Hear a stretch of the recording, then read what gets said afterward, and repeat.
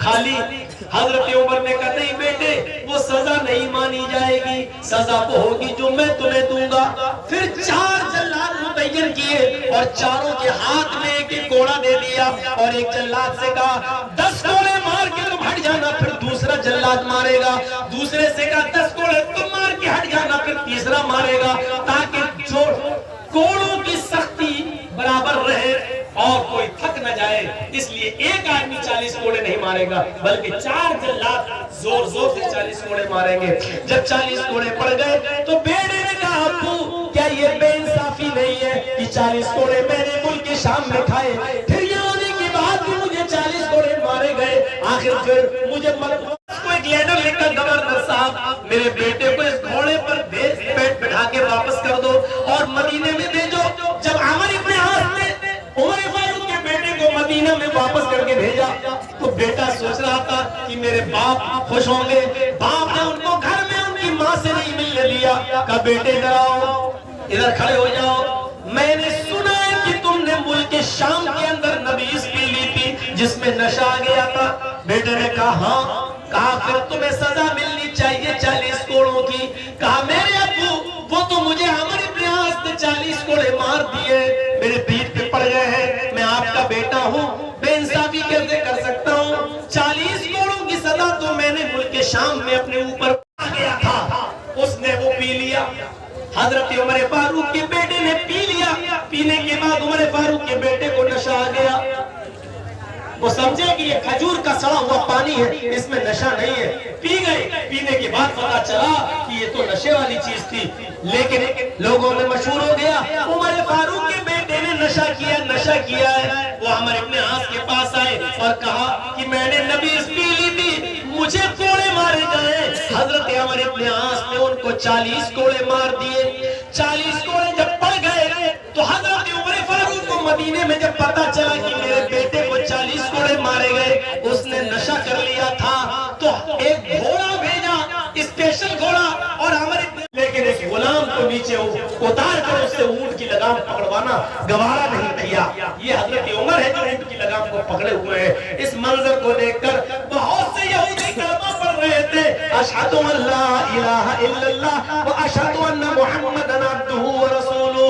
میرے پیارے ساتھیوں، اسلام کے اندر پورے کے پورے داخل ہونے کا مطلب یہ ہے، یہ سمانتا بھی دکھلانا پڑے گی، یہ برابری بھی دکھلانا پڑے گی، ہاں تقویٰ بھی اپنے اقربا کے ساتھ انصاف بھی کرنا پڑے گا۔ ملک شام حضرت عمر فاروق کا بیٹا گیا ہوا تھا، ایک جہاد میں جانا تھا، لیکن وہاں کھجور کے پانی کو جو سڑ گیا تھا اور نبیذ، اس میں کسی طرح مساوات کا مڈر نہیں کروں گا، سمانتا کا مڈر نہیں کروں گا، بیٹھو۔ اپنے غلام کو بٹھایا، حضرت عمر اونٹ کی لگام پکڑ کے چل رہے ہیں، حضرت عمر اونٹ کی لگام پکڑ کے چل رہے ہیں۔ وہاں کچھ یہودی کھڑے ہیں، کہہ رہے ہیں لوگوں سے کہ اے مسلمانوں، کیا تمہارا امیر المومنین وہ ہے جو اونٹ کے اوپر بیٹھا ہوا ہے؟ اور مسلمان بیت المقدس کے پاس جواب دیتے ہیں نہیں، میرا امیر المومنین تو وہ ہے جو اونٹنی کی لگام پکڑ کے چل رہا ہے، اور وہ جو اونٹ کے اوپر سوار ہے وہ تو اس کا غلام ہے۔ اس کے بیٹھنے کی باری آئی تو حضرت عمر فاروق نے اس باری کو قبول نہیں کیا اور اونٹنی کی لگام پکڑنا ہی گوارا کیا۔ بیت المقدس آ گیا، سامنے دکھنے لگا، اس وقت حضرت عمر فاروق کی باری آ گئی کہ تم کو اونٹ کی لگام پکڑنا پڑے گی، اور غلام کی باری آ گئی کہ ان کو اونٹ پر بیٹھنا ہے۔ غلام کہنے لگا امیر المومنین، اگر اس وقت آپ اونٹنی کی لگام پکڑیں گے تو آپ کی عزت کا جنازہ نکل جائے گا، کچرا نکل جائے گا، میں آپ کا غلام ہوں، آپ بیٹھے رہیے، میں اونٹنی کی لگام میں ہی پکڑتا ہوں۔ حضرت عمر فاروق اونٹ سے کود گئے، نیچے آ گیا، غلام سے کہا تم بیٹھو، میں تمہاری وجہ سے، میں بے عزتی کی وجہ سے جنازہ نکل رہا، میری عزت کا کچرا، اس وجہ سے میں اسلام کے انصاف کا مڈر نہیں کروں گا۔ حضرت عمر فاروق جب یروشلم جا رہے تھے اور یروشلم سے بیت المقدس تک جب اونٹ کا سفر کر رہے تھے تو اونٹ کے اوپر کچھ سامان لگا ہوا تھا، اس لیے اونٹ کے اوپر ایک ہی آدمی بیٹھ سکتا تھا، سامان لگا ہوا تھا، ایک ہی آدمی بیٹھ سکتا تھا۔ تو حضرت عمر نے یہ قانون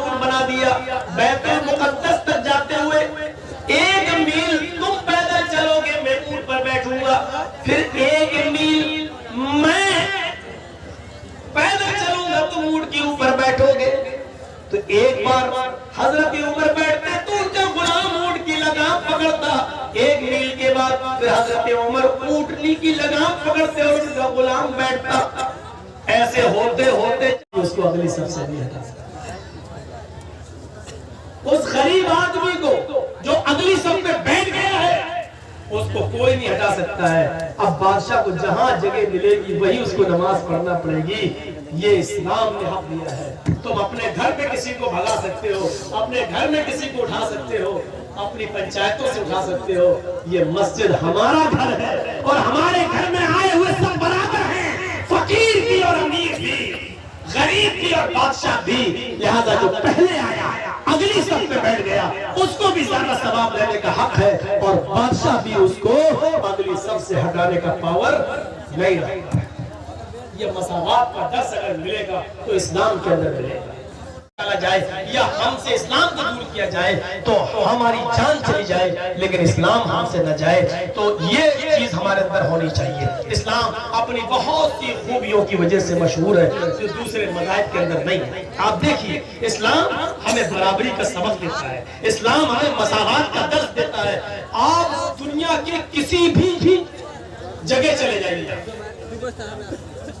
یہاں تک کہ مندروں میں بھی چلے جائیے تو وہاں پر پہلے برہمن آئے گا، پھر چھتری آئے گا، پھر بیش آئے گا، پھر شودر آئے گا۔ ایک ساتھ پوجا کرنے کی برہمن اور شودر ایک ساتھ پوجا نہیں کر سکتا ہے۔ آپ کسی بھی مندر کا آپ جائزہ لے کر دیکھ لیجئے، ٹرین میں آپ چلائیے، آپ کی اپنی سیٹ، لیکن ایسے بہت سے لوگ مل جائیں گے جو آپ کو آپ کی سیٹ سے اٹھا دیں گے، چلے ہٹو ہم بیٹھیں گے، زبردستی گھس جائیں گے۔ اس اسٹیج پر بھی آپ کسی کو بھی اٹھا سکتے ہو، کسی کو بھی بٹھا سکتے ہیں، لیکن مساوات کا درس اسلام نے ایسے دیا ہے کہ اگر آپ مسجد میں نماز پڑھنے کے لیے گئے اور آپ بہت غریب ہیں لیکن آپ اگلی صف میں اگر بیٹھ گئے اور اگلی صف بھر گئی تو آپ کو اس ملک کا بادشاہ اگر مسلمان ہو جائے یا سعودی عرب کا بادشاہ جو مسلمان ہے اگر وہ بھی جائے تو اگلی صف سے کسی غریب کو اگر ہٹانا چاہے تو بادشاہ کا باپ میرا ہے، اسلام کے اندر پورے کے پورے داخل ہو جاؤ۔ تو آج میں نے جو مثالیں دی ہیں آپ کو کہ ہمیں فائدہ ہو یا نہ ہو، ہمیں قانون کو پر عمل کرنا ہے جو قرآن نے اور حدیث نے بنا دیا، جو محمد رسول اللہ نے ہمیں دیا۔ دوسری چیز ہم نے یہ بتائی کہ چند پتے بجلی کے کھمبے پر اگر گر جائیں تو بجلی کا کھمبا عام کا پیڑ نہیں ہو سکتا، اسی طریقے سے چند عبادتیں کر لینے کی وجہ سے ہم پورے مسلمان نہیں ہو سکتے ہیں۔ ہمیں پورے کے پورے مسلمان ہونا ہے اور اسلام کے اندر ہمیں پورا کا پورا داخل ہونا ہے۔ اور تیسری چیز ہم نے یہ بتائی، اسلام کے اندر ہم ایسے کھل جائیں جیسے پانی کے اندر رنگ کھل جاتا ہے، پھر رنگ کو پانی سے نکالا جائے یا پانی کو رنگ سے نکالا جائے تو دونوں ایک دوسرے سے الگ نہیں ہو سکتے ہیں۔ اسی طریقے سے اسلام ہم سے شریف الحق بالو بولا سے گزارش کروں گا، آپ اسٹیج پر تھے، ابھی جہاں بھی ہیں آپ سے گزارش آپ اسٹیج میں آئیں۔ اسی طرح ہمارے پورو مکھیا صداقت علی سے بھی گزارش کرتا ہوں کہ آپ اسٹیج میں آئیں۔ اسی طرح حاجی خلیل الرحمن صاحب اور جتنے بھی گاؤں کے باستر حضرات ہیں تمام سے گزارش کرتا ہوں کہ آپ وقت کے نزاکت کو دیکھیں، وقت بہت ہی کم ہے۔ آپ سے گزارش بلا تاخیر آپ اپنے قیمتی تعاون فضیلت الشیخ مولانا جرجی صاحب کے ہاتھ میں دے کر ثواب دارین حاصل کریں۔ تو میں عرض یہ کر رہا تھا کہ ان 7 چیزوں کے آنے سے پہلے ہمیں نیک اعمال کرنا چاہیے۔ چادر دے کر بھیج رہے ہیں، آپ لوگ بیٹھے رہنا، یہ تقریر جاری رہے گی انشاءاللہ۔ اور میں چند احباب کا نام لیتا ہوں جس کا نام اس سے پہلے بھی لیا جا چکا ہے۔ میں ہمارے ہر دل عزیز عبدالسبحان صاحب سے گزارش کروں گا، ہمارے اسی ڈائز پر یعنی اسٹیج پر ہی موجود ہیں، آپ مولانا جرجی صاحب سے ملاقات کریں اور اپنا خصوصی تعاون جو آپ دینا چاہ رہے ہیں، لکھانا چاہ رہے ہیں، آپ پیش کریں۔ اسی طرح میں فضیلت الشیخ مولانا جرجی صاحب کے ہر دل عزیز چہیتے ڈاکٹر عالمگیر صاحب سے گزارش کرتا ہوں کہ آپ اپنے تعاون فضیلت الشیخ جرجی صاحب کے ہاتھ میں دیں۔ اسی طرح میں جناب یہ فلاں دن ایسا صدقہ کرے گا، اس صدقے کی وجہ سے اس کا ایکسیڈنٹ ٹل جائے گا، یہ مصیبت آنے والی ہے کہ صدقے کی وجہ سے یہ مصیبت اس کی ٹل جائے گی. یہ سب چیزیں لکھی ہوئی ہیں. تو جتنا چندہ ہونا چاہیے اتنا ہوا نہیں. میں آپ کے درمیان کچھ لوگوں کو بھیجوں گا اور ابھی کچھ لوگ چلے جائیں چادر لے کر. کم سے کم آپ لوگوں سے میری گزارش ہے. اور اسلام کے بارے میں تقریر سن رہے ہو, آپ نے دوسروں کے کہنے پر جو دیا ہے, لیکن مجھ سے محبت کتنی ہے آپ کو اور میرے کہنے پر آپ کتنا دیتے ہیں, ایک بار دیکھنا ہے. آپ چادر لے کے بھیجیے. آپ کے درمیان کچھ لوگ بچے آئیں گے, کا انتظار مت کرو. اور مرضن مفسدہ, تندرست ہو, صحت مند ہو تو مریض سے پہلے, بیماری سے پہلے نیک عمل کر لو. اچھے خاصے ہو, نماز نہیں پڑھ رہے ہو, جب ایکسیڈنٹ ہو جائے گا, ٹانگ ٹوٹ جائے گی, تب جاؤ گے نماز. او حرمن مفندا, جوان ہو عبادت کر لو. کیا ایسے بڑھاپے کا انتظار کر رہے ہو جو تمہاری عقل خراب کر دے؟ جوانی میں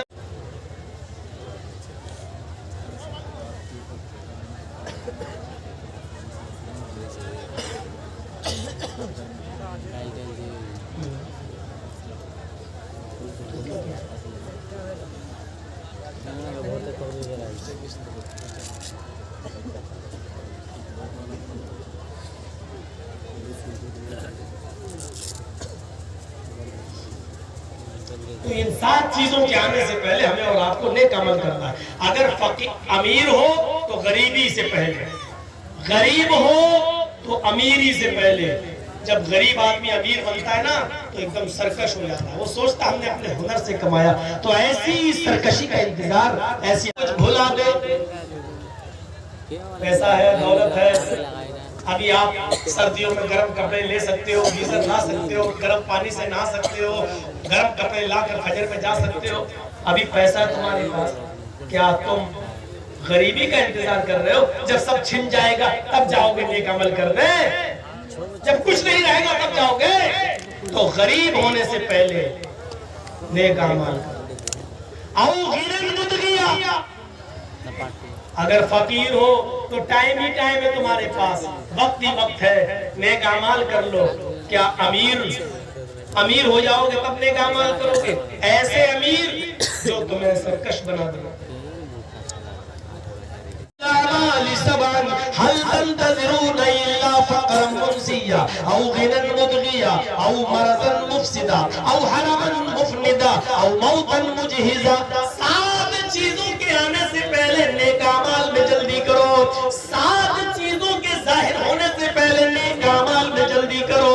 اگر تم غریب ہو تو امیر بننے سے پہلے نیک اعمال کرو. هل تنتظرون الا فقرا منسيا.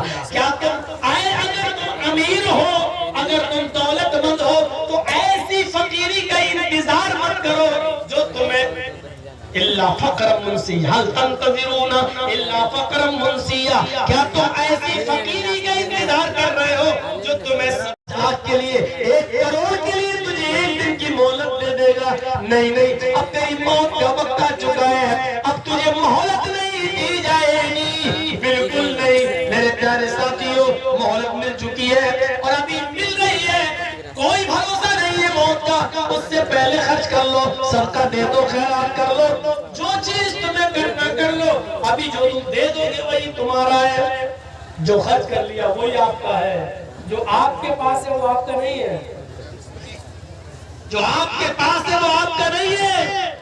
جو خرچ کر چکے ہو اللہ کی راہ میں وہ آپ کا ہے, کیونکہ وہ ایک جگہ جمع ہو چکا ہے. فرمایا جناب محمد رسول اللہ صلی اللہ علیہ وسلم نے, بعد راہ خدا میں ہم خرچ کر دیتے ہیں, تھوڑی سی مہلت دے دے, صدقہ کرنے کا ٹائم دے دے, خیرات کرنے کا ٹائم دے دے, مدرسوں میں زکات دینے کا ٹائم دے دے. 1 دن کی مہلت دے دے, 2 دن کی مہلت دے دے, تاکہ میں صدقہ و خیرات کر لوں. مرتے وقت آخری وقت میں نیک لوگوں میں ہو جاؤں. آواز آئے گی نہیں, ہرگز مہلت نہیں دی جائے گی. وَلَن يُؤَخِّرَ اللَّهُ نَفْسًا إِذَا جَاءَ أَجَلُهَا.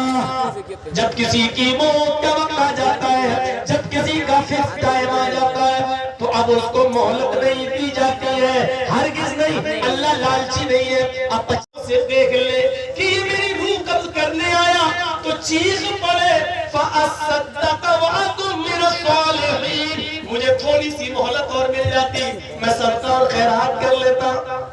لولا اخرتنی الی اجل قریب، مجھے تھوڑی سی مہلت مل جائے، 1 گھنٹے کا ٹائم دے دے اے ملک الموت، 1 گھنٹے کا ٹائم دے دے، میں ICICI بینک تک جاؤں گا، میں اسٹیٹ بینک تک جاؤں گا، میرے پاس 1 کروڑ روپیہ رکھا ہے، 50 لاکھ اپنی اولاد کو دیتا ہوں، 50 لاکھ اللہ کی راہ میں خرچ کر دیتا ہوں، مجھے 1 دن کی مہلت دے دے، زمین کے فلاں فلاں کونے میں ہمارا مال کہاں ہے اس کو نکال کر تقم الموت فیقول رب لولا اخرتنی الی اجل قریب فاصدق واکن من الصالحین۔ موت کے وقت آدمی کی جو تمنا ہوتی ہے، موت کے وقت آدمی کی جو خواہش ہوتی ہے، وہ قرآن پیش کر رہا ہے۔ کیا کہے گا؟ اللہ کہتا ہے اس موت کے آنے سے پہلے اللہ کے نام میں خرچ کر دو۔ وَأَنفِقُوا مِمَّا رَزَقْنَاكُمْ، اللہ نے ہم نے تمہیں جو رزق دیا ہے اس میں سے خرچ کرو۔ اس موت کے آنے سے پہلے اَيَّاتِيَ أَحَدَكُمُ الْمَوْتُ، اس موت کے آنے سے پہلے کہ جب تم میں سے کسی کو آئے فیقول، اور اس وقت جب فرشتے کو وہ اپنی یہاں سے نکلیں گے اور جائیں گے، اسی وقت ہمیں پتہ چل جائے گا کہ ہمارا اسلام کیا ہے۔ میرے پیارے ساتھیوں، ادخلوا فی السلم کافہ، جب اسلام کے اندر داخل ہوئے ہی ہو تو پورے کے پورے داخل ہو جاؤ۔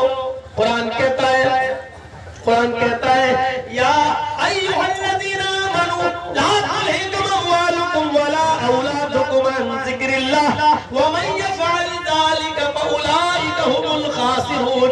ایمانو والو، تمہیں تمہارے مال اور تمہیں تمہاری اولادیں کہیں اللہ کے ذکر سے غافل نہ کر دے، جو ایسا کرے گا وہ بہت بڑا نقصان اٹھائے گا۔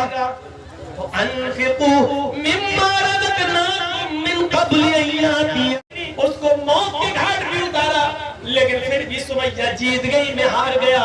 مرتے وقت بھی مسکرا رہی ہے، دیکھو مجھے چڑھا رہی ہے، مرتے وقت بھی وہ بالکل بس مردہ نہیں ہوئی، مرتے وقت بھی ہنستے ہوئے مری۔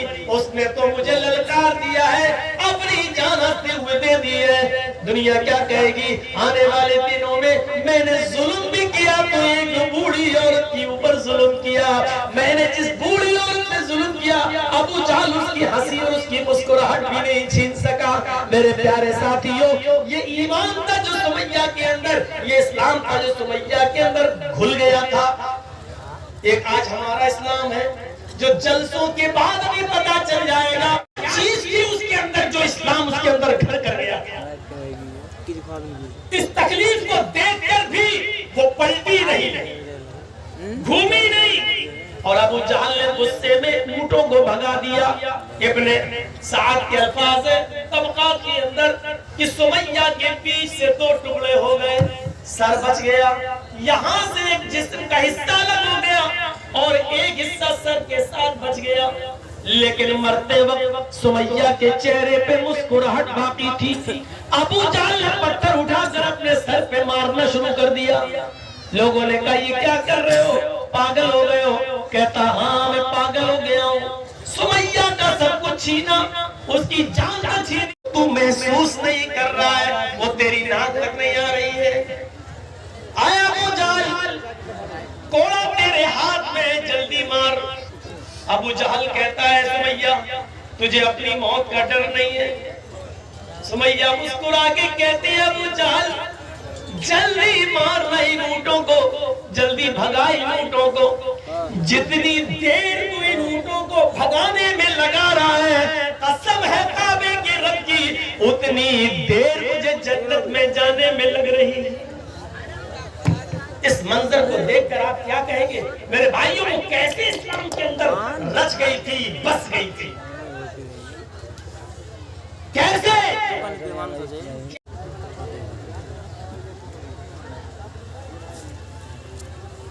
سمیہ کا حال دیکھیا کیسے کھلی ہوئی تھی وہ اسلام کے اندر، کیسے، کتنی اس اسلام کے اندر اسلام اس کے گھر اس کے دل میں گھر کر گیا تھا. سمیہ کیا کہتی ہے؟ اے ابو جہل وہ دیکھ. ابو جہل نے کہا کیا؟ اب تجھے نہیں دکھ رہا ہے؟ کہا نہیں. ارے وہ جنت ہے جنت. اے ابو جہل کیا جنت دیکھ کر بھی کوئی پلٹ سکتا ہے؟ اے ابو جہل جو جنت میں دیکھ رہی ہوں اور جس جنت کی خوشبو میری نام تک آ رہی ہے اس کو پیچھے سے پہلے ہی بنے ہوئے تھے.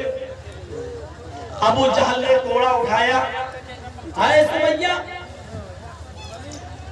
ابھی ان اونٹوں کو بھگاؤں گا اور تو چیر دی جائے گی.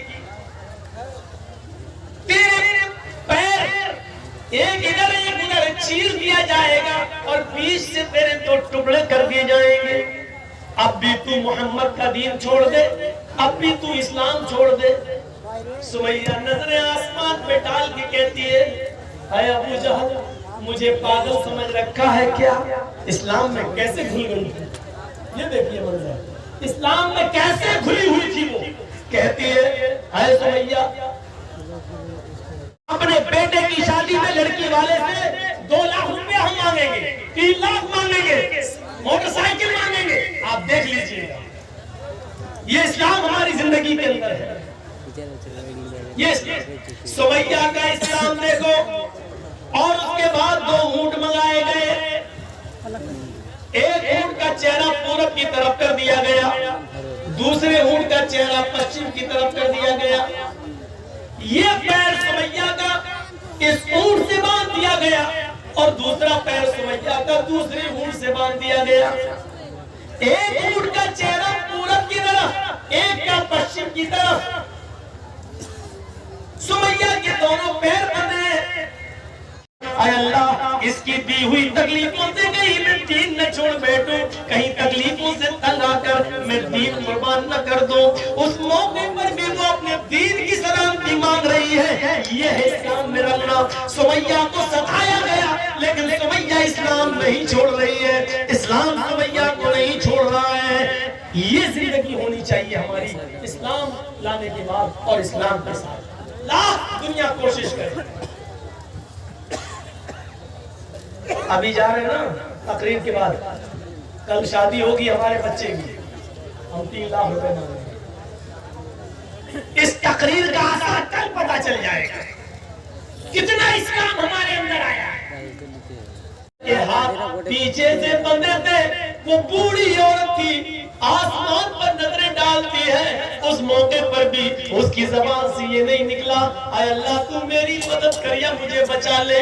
اس نے اپنی زندگی کے بارے میں نہیں کہا, اس نے دعا بھی مانگی تو یہ دعا مانگی یا ربی ثبت قدمی علی دینک یا ارحم الراحمین. اے ارحم الراحمین, اے رحم کرنے والے, اے ہمارے رب, اس کا نیزہ میری شرمگاہ کو پار کر گیا ہے. اس کی دی ہوئی تکلیف سے کہیں میں اسلام نہ چھوڑ بیٹھوں, کہیں دین نہ چھوڑ بیٹھوں.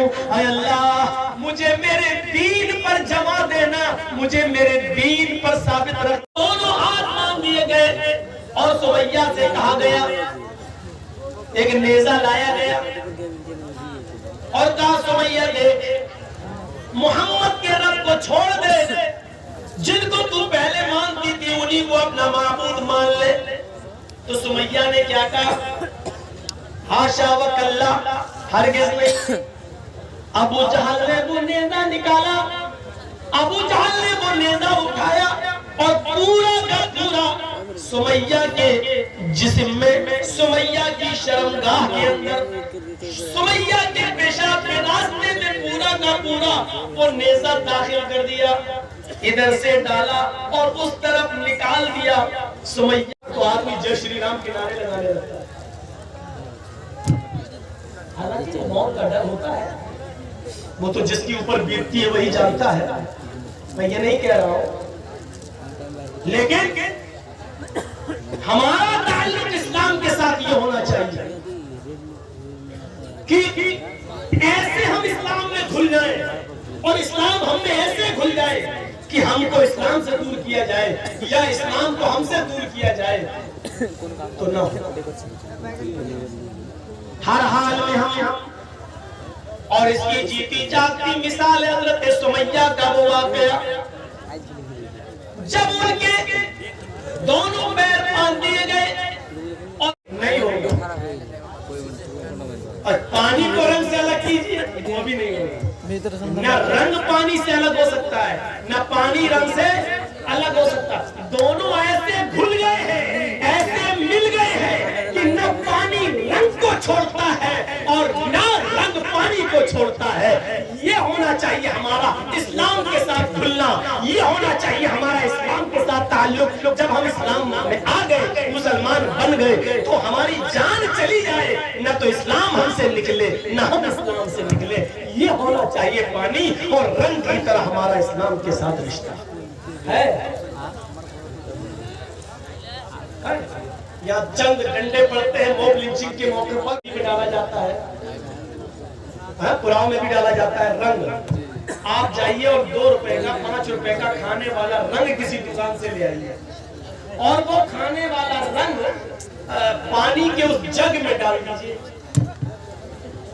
2 دن آپ انتظار آپ کو نہیں کرنا ہے، 1 منٹ بھی آپ کو انتظار نہیں کرنا ہوگا۔ آپ تھوڑی ہی دیر میں دیکھیں گے جیسے ہی وہ لال یا پیلا رنگ پانی میں گیا اور پانی کو پورا کا پورا لال کر دیا یا پیلا کر دیا، جو رنگ پانی میں ڈالا گیا پانی اسی رنگ میں رنگ گیا۔